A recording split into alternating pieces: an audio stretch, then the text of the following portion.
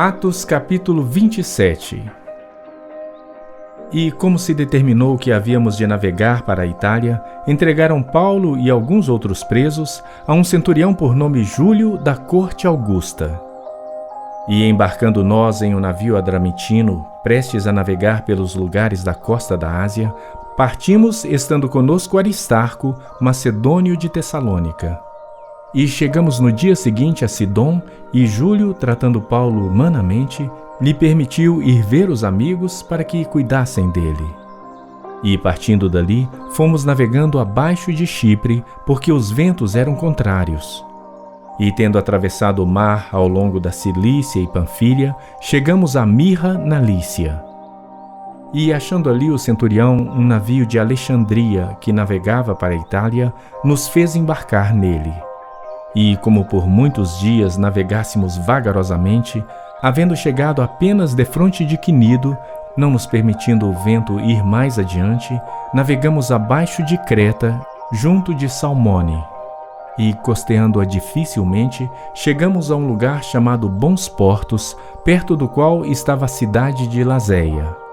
E passado muito tempo, e sendo já perigosa a navegação, pois também o jejum já tinha passado, Paulo os admoestava, dizendo-lhes: Senhores, vejo que a navegação há de ser incômoda e com muito dano, não só para o navio e carga, mas também para as nossas vidas.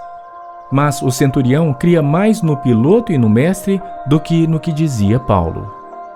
E como aquele porto não era cômodo para invernar, os mais deles foram de parecer que se partisse dali para ver se podiam chegar a Fenice, que é um porto de Creta que olha para o lado do vento sudoeste e noroeste, e invernar ali. E soprando o sul brandamente, lhes pareceu terem já o que desejavam, e fazendo-se de vela, foram de muito perto costeando Creta. Mas não muito depois, deu nela um pé de vento chamado Euroaquilão. E sendo o navio arrebatado e não podendo navegar contra o vento, dando de mão a tudo, nos deixamos ir à toa. E correndo abaixo de uma pequena ilha chamada Clauda, apenas pudemos ganhar o batel.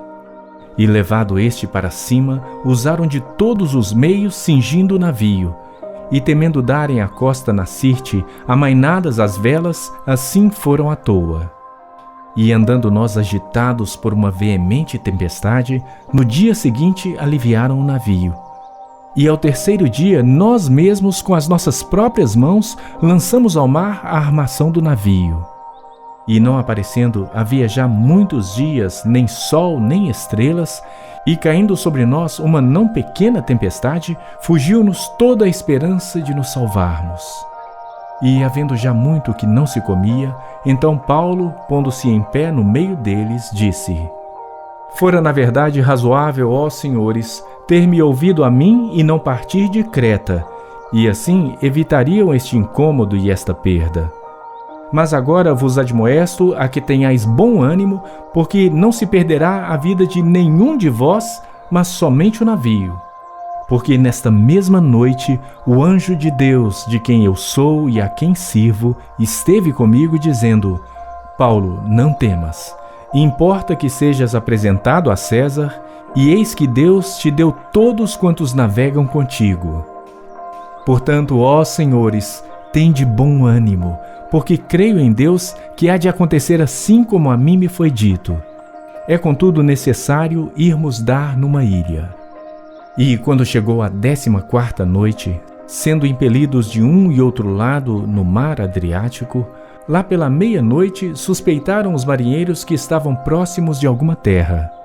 E lançando o prumo, acharam 20 braças. E passando um pouco mais adiante, tornando a lançar o prumo, acharam 15 braças. E temendo ir dar em alguns lugares rochosos, lançaram da popa 4 âncoras, desejando que viesse o dia.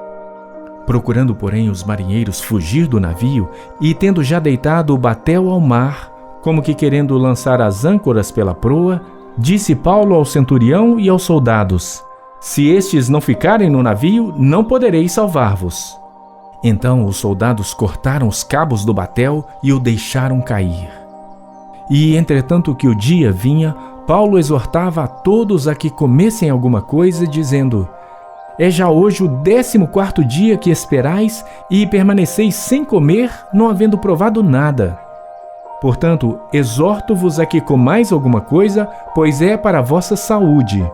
Porque nenhum cabelo cairá da cabeça de qualquer de vós. E havendo dito isto, tomando o pão, deu graças a Deus na presença de todos, e partindo, começou a comer. E, tendo já todos bom ânimo, puseram-se também a comer. E éramos ao todo no navio 276 almas.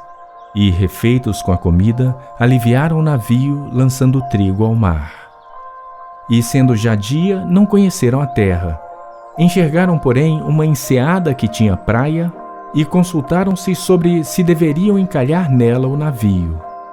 E, levantando as âncoras, deixaram-no ir ao mar, largando também as amarras do leme.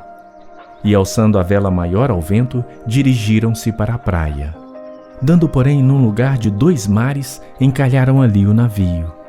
E fixa a proa ficou imóvel, mas a popa abria-se com a força das ondas. Então a ideia dos soldados foi que matassem os presos para que nenhum fugisse escapando a nado. Mas o centurião, querendo salvar a Paulo, lhes estorvou este intento. E mandou que os que pudessem nadar se lançassem primeiro ao mar e se salvassem em terra. E os demais, uns em tábuas e outros em coisas do navio.